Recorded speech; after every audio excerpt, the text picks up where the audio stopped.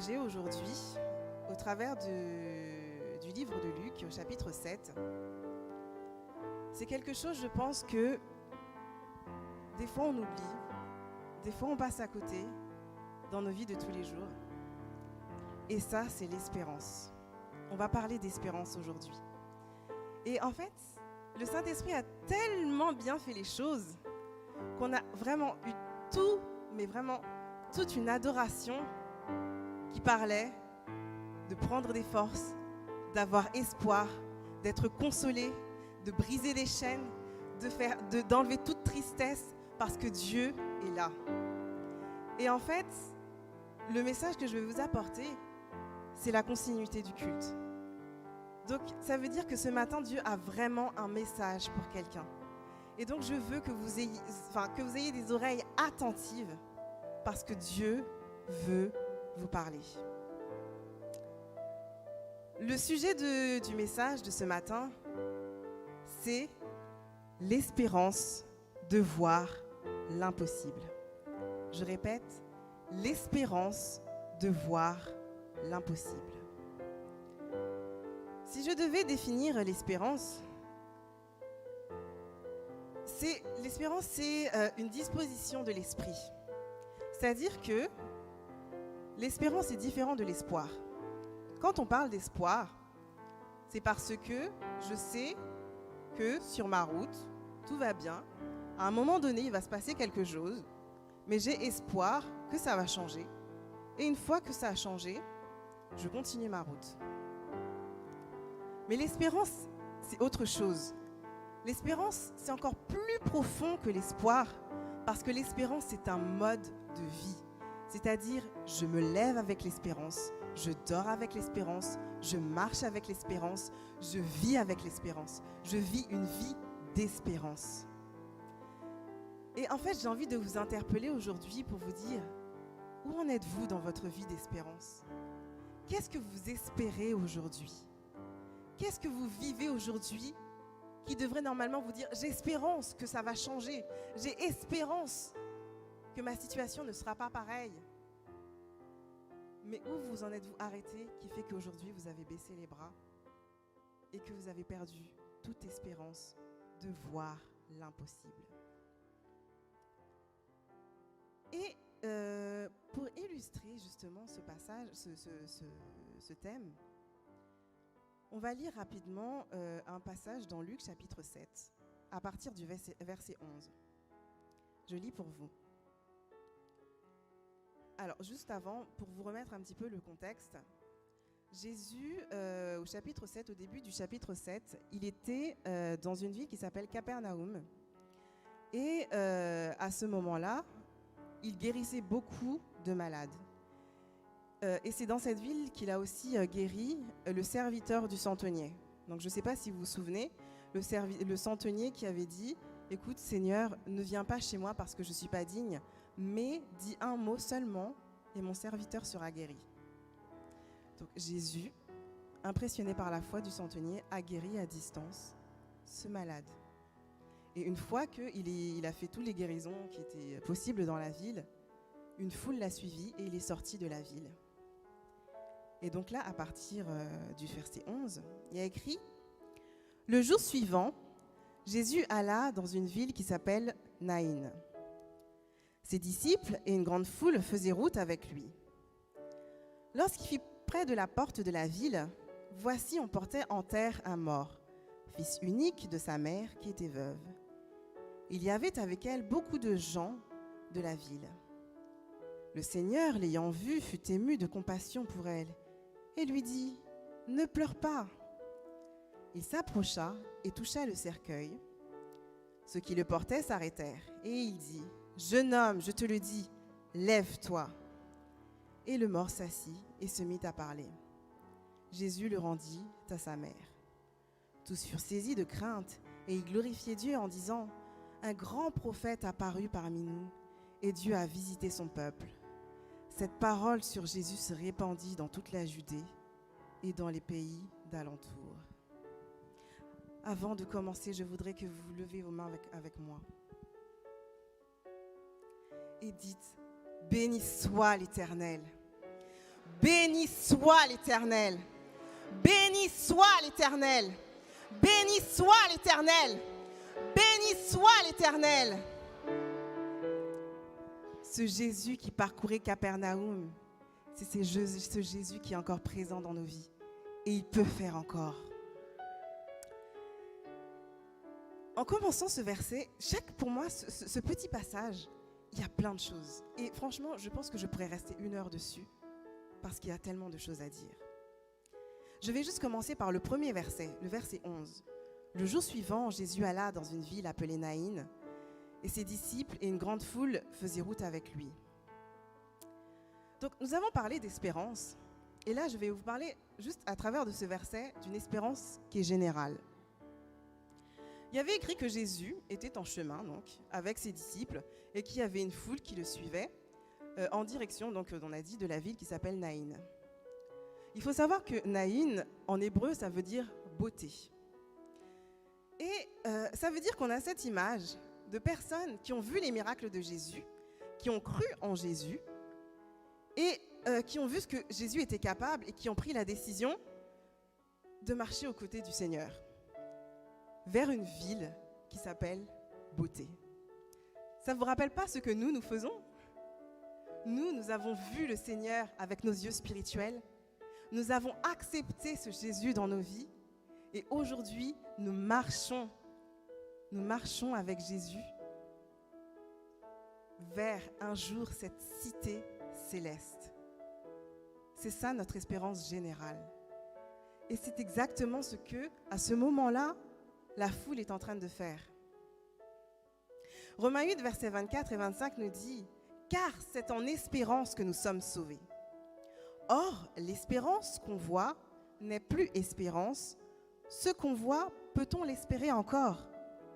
Mais si nous espérons ce que nous ne voyons pas, nous l'attendons avec persévérance. » Qu'est-ce que ça veut dire? Ça veut dire que on ne peut pas espérer quelque chose qui est devant nos yeux. Si, j'avais envie de quelque chose et que quelque chose, elle est devant mes yeux, je n'ai pas besoin d'espérance, elle est déjà là. Mais si je sais que cette chose n'est pas encore là, mais je sais qu'elle va venir, alors là, j'attends avec persévérance. Et c'est ça l'espérance. Attendre quelque chose que tu sais qui va arriver avec persévérance. Donc la persévérance, c'est vraiment une attitude. C'est vraiment quelque chose que nous devons cultiver chaque jour. Et nous savons que notre espérance à nous, si on devait nous demander, mais en fait, en tant que chrétien, qu'est-ce que tu espères? On a ce verset qui répond à cette question. 1 Thessaloniciens 4, verset 16.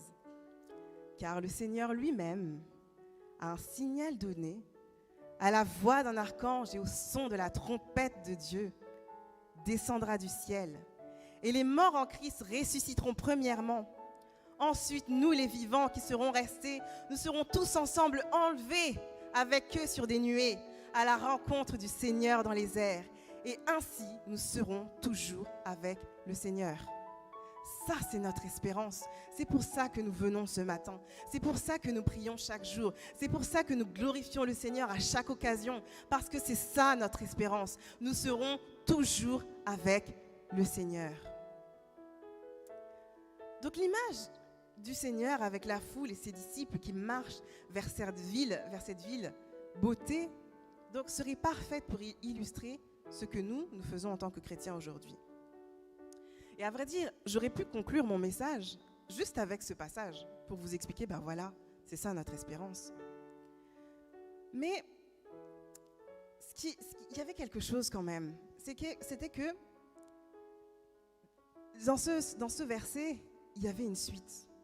Il n'y avait pas juste que ce verset. Et du coup, je me suis dit, mais qu'est-ce que la suite va nous apprendre? Parce que finalement, en lisant ce verset, j'ai tout. Et en fait, ce premier verset, c'est notre espérance générale. Mais la suite de ce passage nous montre comment est-ce qu'on peut espérer, même au-delà de ce qu'on attend. Même quand vous ne voyez plus rien, il y a toujours de l'espoir en Jésus. il y a écrit dans le verset 12, « Lorsqu'il fut près de la porte, voici, on portait en terre un mort, fils unique de sa mère qui était veuve, et il y avait beaucoup de gens de la ville, et le Seigneur l'ayant vu fut ému de compassion et ne lui dit, ne pleure pas. » Donc en fait, essayez d'imaginer la situation. Donc Jésus était à la porte de la ville. Donc imaginez au milieu, il y a la porte de la ville. D'un côté, il y a Jésus et derrière, il y a la foule, joyeuse parce qu'ils suivent Jésus. De l'autre côté, il y a un cercueil, il y a la foule et des gens en tristesse. Au milieu, il y a cette porte.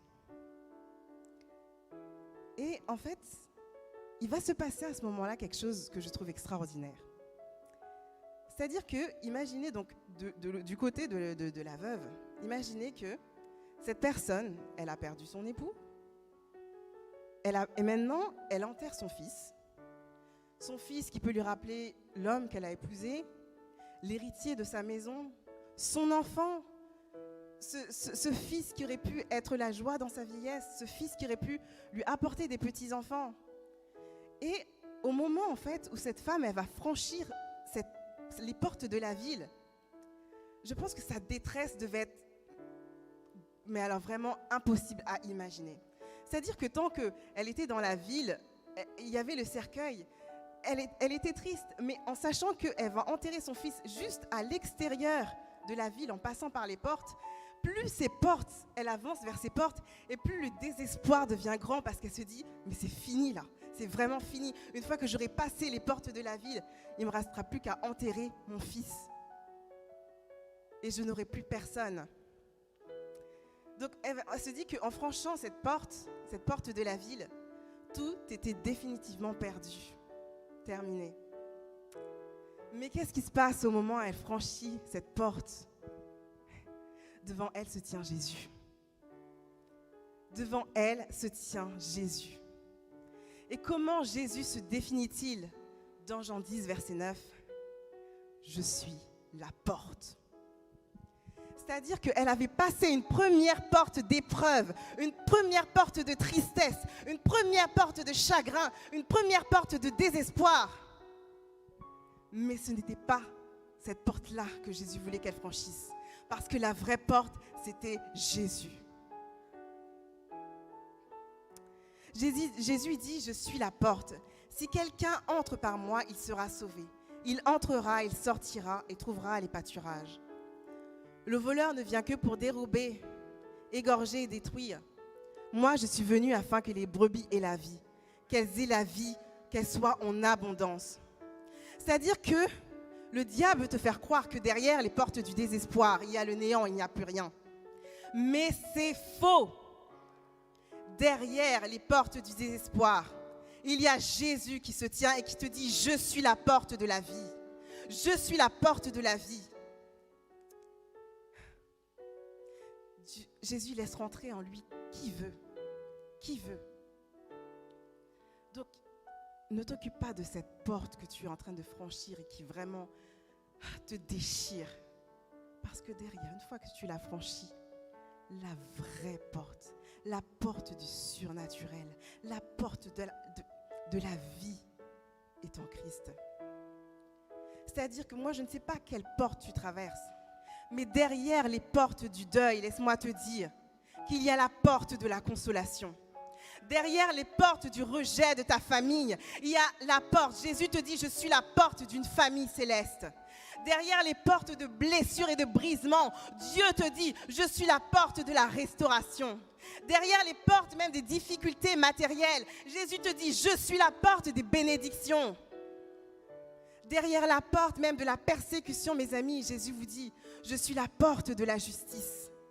Derrière la porte de tes addictions, Jésus te dit, je suis la porte de la liberté. Derrière la porte d'une maladie incurable, Jésus te dit, je suis la porte de la guérison. Alors n'ayez pas peur de franchir cette porte. N'ayez pas peur. Parce que je vous dis que ces portes naturelles peuvent se fermer.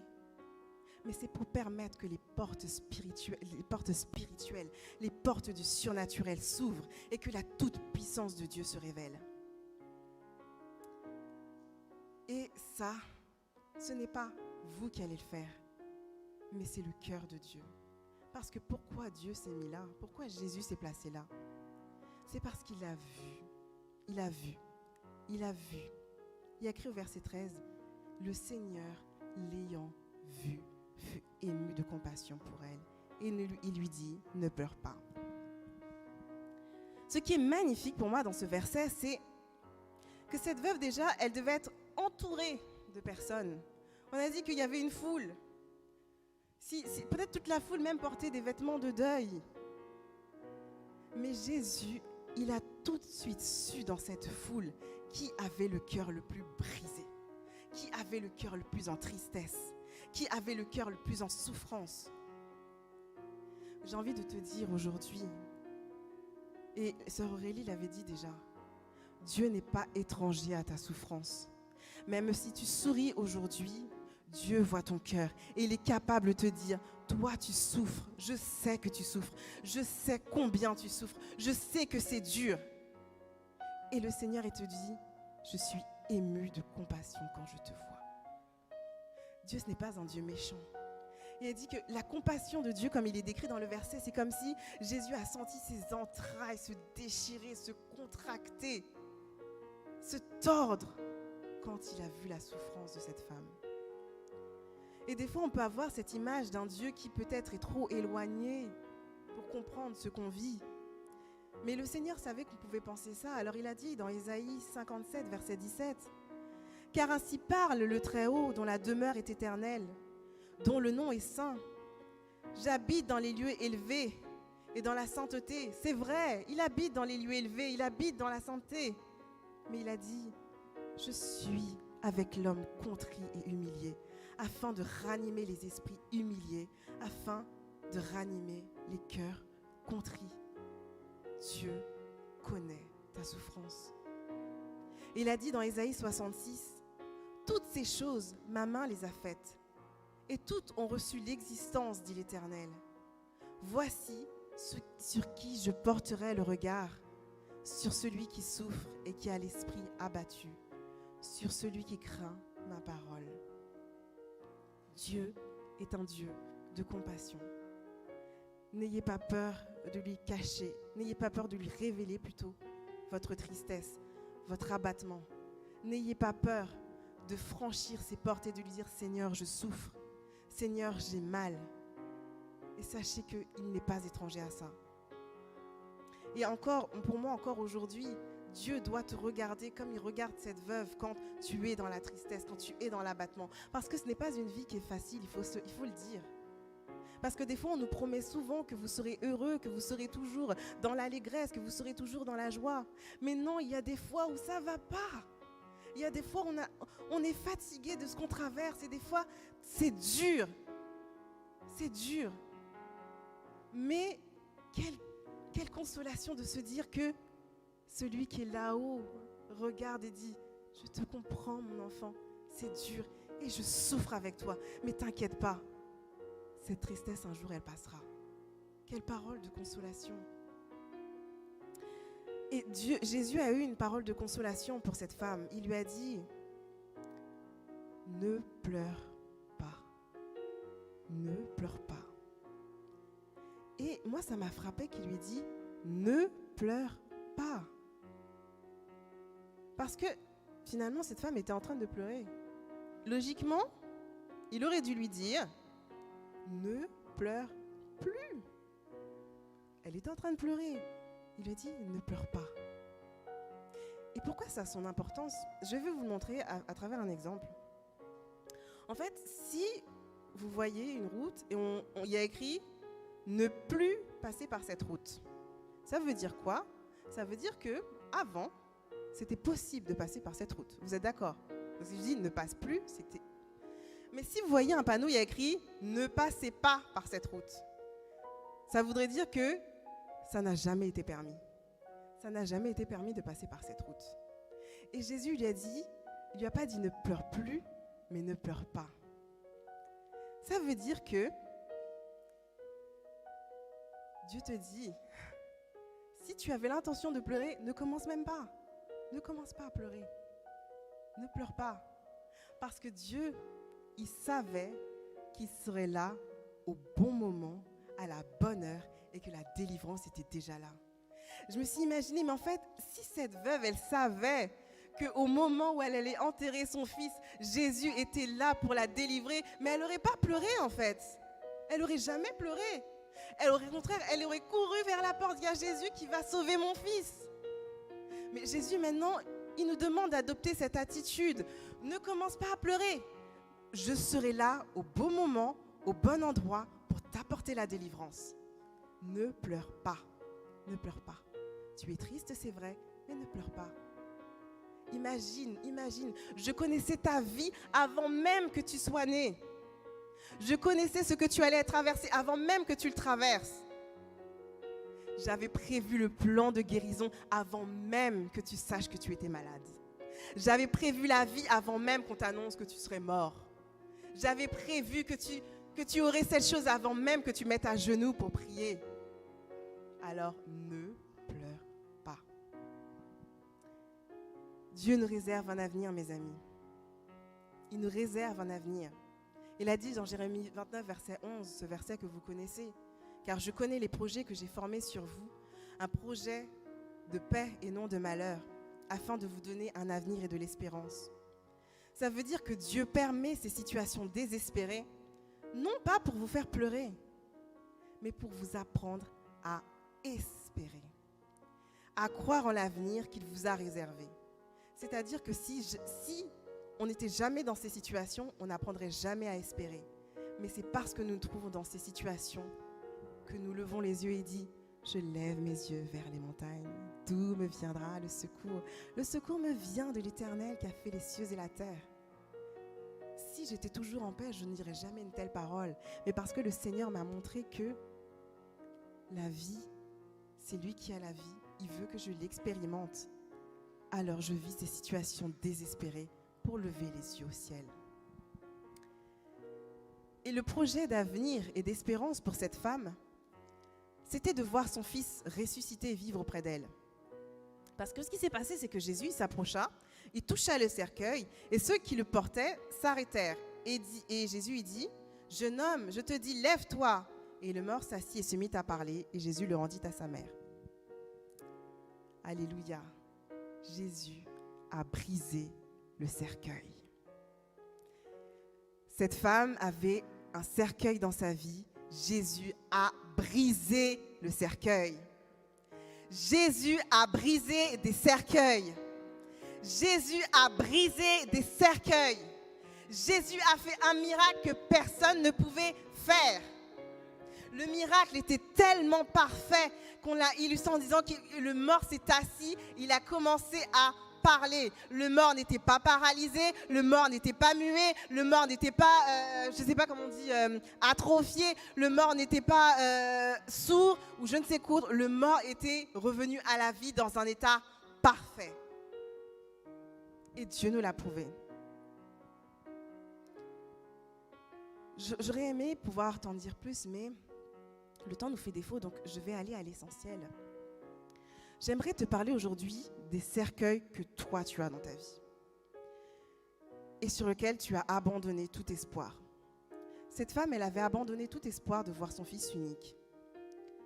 Mais toi, en fait, quel est le cercueil que tu as dans ta vie? Est-ce que c'est un projet? Est-ce que c'est ta famille, ton époux, ton épouse, tes enfants? Est-ce que c'est un travail? Quel est le cercueil sur lequel en fait tu as décidé de dire non, j'arrête en fait.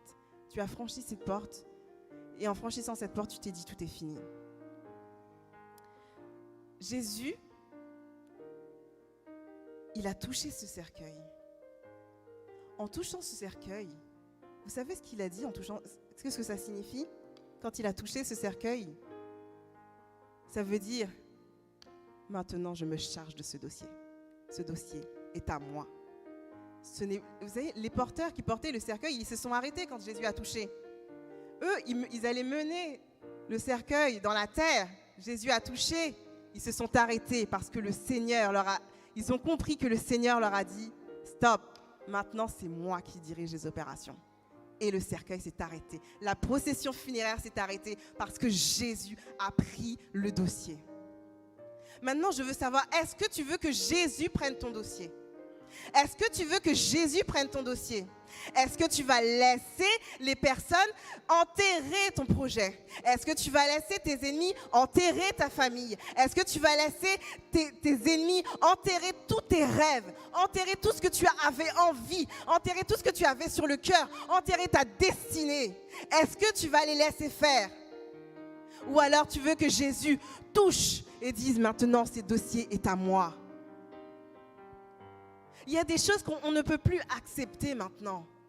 On ne peut plus accepter ces choses-là.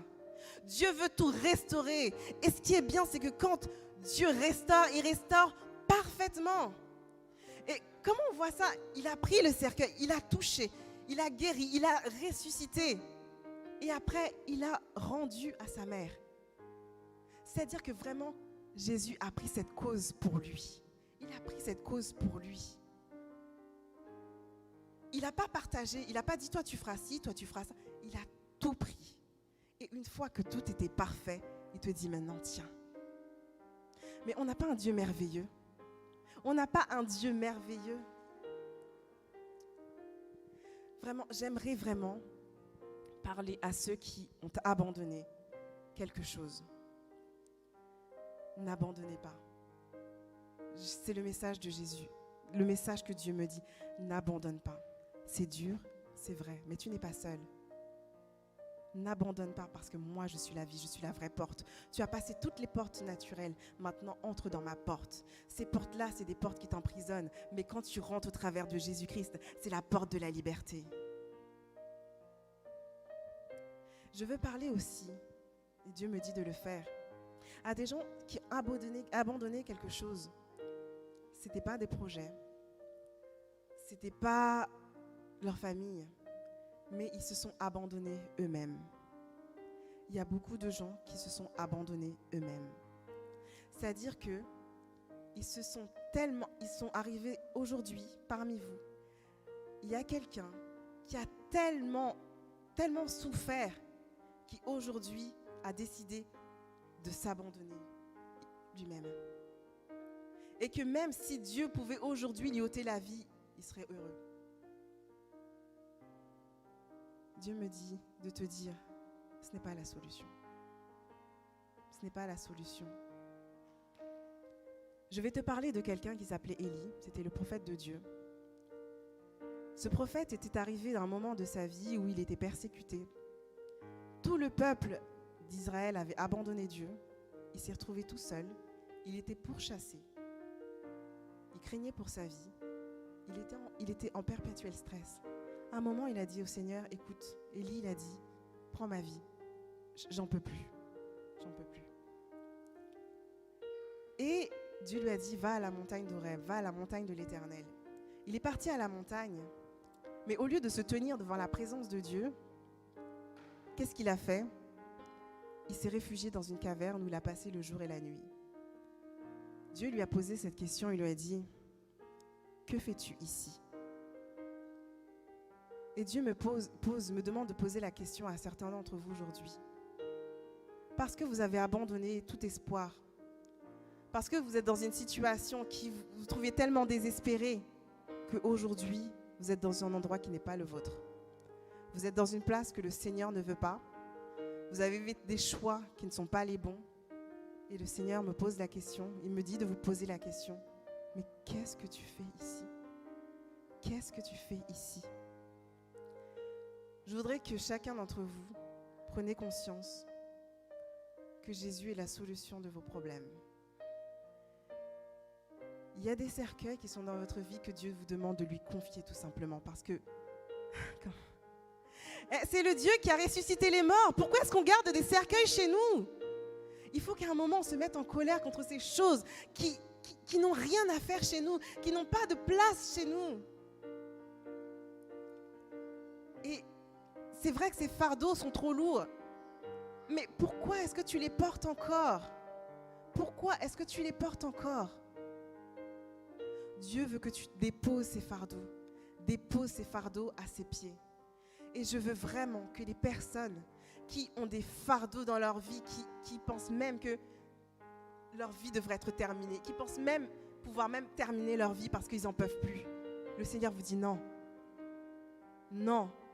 Au-delà de la porte du désespoir, il y a Jésus-Christ qui est le chemin, la vérité et la vie et qui vous donne la vie en abondance. Alors, je vais demander au chœur de louange de revenir.